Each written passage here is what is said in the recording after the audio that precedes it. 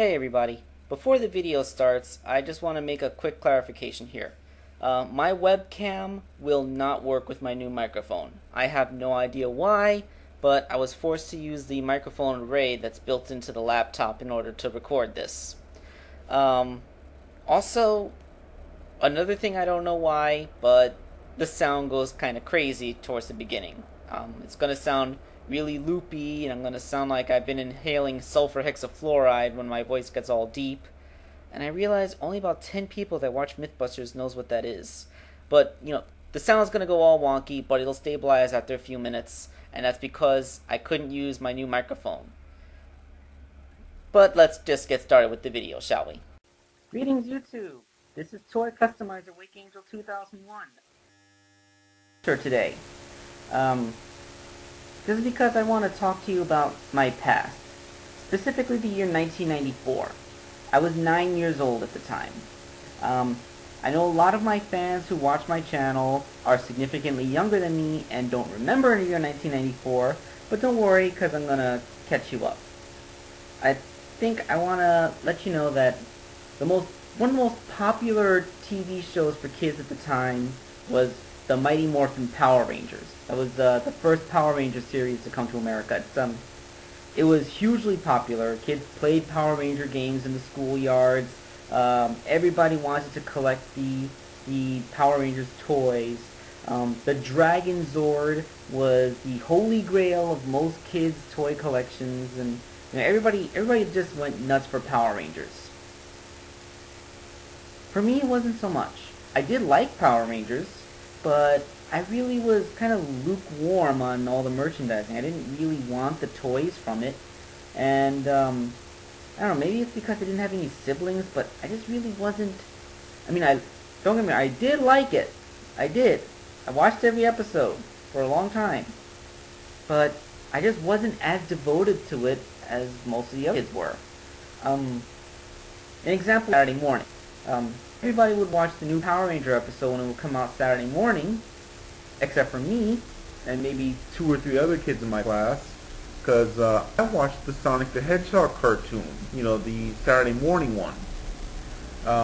It came on Saturday mornings at the same time as the Power Ranger one, and most kids watch the Power cartoon show, but I watched Sonic. And that was odd. I mean, when most people are like, oh, hey, did you see Power Rangers on Saturday?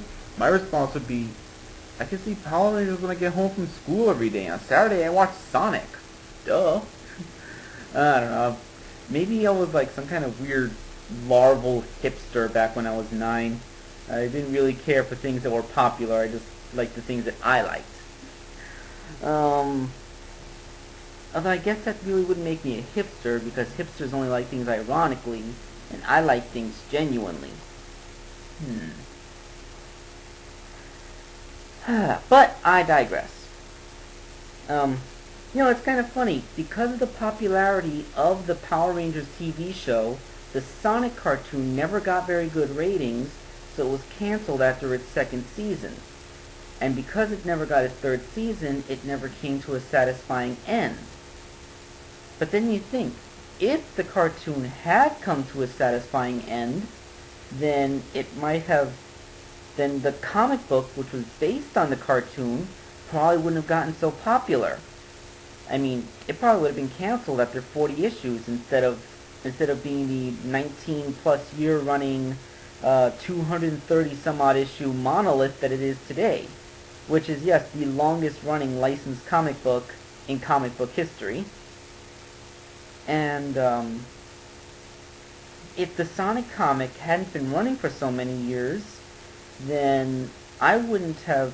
They never would have introduced the character Scourge the Hedgehog, and I never would have been inspired to create him as a custom action figure, so I probably never would have gotten into the hobby of customizing action figures, and the internet persona Toy Customizer Wake Angel 2001 would not exist. I'd just be some guy sitting in front of my webcam, just like this, talking all the time. What would I talk about? I have no idea. So yeah, it's kind of weird how even if I wasn't as big a Power Ranger fan as most kids my age, that Power Rangers was still an integral part of forming who I am. Isn't that just funny? again, I have digressed. Um, because of the popularity of Power Rangers, there were of course a lot of imitators, other shows that wanted to be like Power Rangers. Um, one of these was the Superhuman Samurai Cyber Squad. It was about this kid named Sam. It was in a band with his friends in high school, and he had to go into the computer to fight the megavirus monsters, which were sent by an evil villain who kind of looked like Darth Vader with an LED array on his mouth, voiced by Tim Curry, which is awesome. um, and you know, it was a really cool show. I'm going to I remember it because of a review from another YouTuber named TJ Omega, who I watch. He reviews toys, mostly Transformers. He also reviews Kamen Rider toys and Power Ranger toys. And he also reviews old cartoon shows that are nostalgic for the past. What the heck happened to the lighting conditions here? Whatever. So I'm going to link to his review on the Superhuman Samurai Cyber Squad TV show below, and I would recommend that you watch it because it would help fill in a lot of context for what I'm about to do. Because again, I was a little kid who was not really into the norms that kids my age usually were in, so everybody was jonesing to get those Power Ranger toys and begging their parents for the Dragon Zord. My collection was geared more towards the Superhuman Samurai Cyber Squad because frankly I thought it was cooler.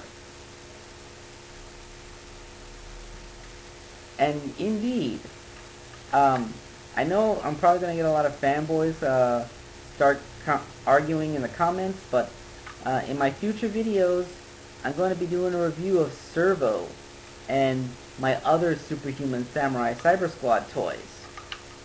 So yeah, we're gonna do this.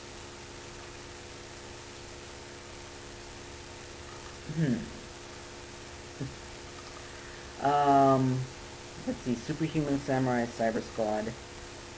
It's such a mouthful to say. Maybe that's why it wasn't as popular. Oh yeah, one final bit of trivia before I go. The Superhuman Samurai Cyber Squad show was not made by Saban. Saban was, back then, the people who made the Power Rangers TV series, but Superhuman Samurai Cyber Squad was made by DIC. DIC. They were the same company that made the Sonic the Hedgehog cartoons. Isn't that funny how things work out? I mean, I guess you could call me a DIC fanboy, because when I think about a lot of the nostalgic cartoons from the 90s that I liked, a lot of them were made by DIC. A heck of a lot more than most kids. So, yeah. In celebration of DIC, let's do this thing. Alright. So, coming very soon will be a review of the Superhuman Samurai Cyber Squad toys I have. And you might just see why, back in 1994, I thought these things were a heck of a lot cooler than anything Power Rangers made. So look forward to that. Oh, and one more thing. I am still working on my next custom commission. It's a Green Tails recolor named Zack the Fox. I am working on him. He's just under halfway done, maybe a third of the way. So I'm not shirking my duties as a toy customizer. But I'm hoping that you will all enjoy my next video. So this is Toy Customizer, Wake Angel 2001, signing off.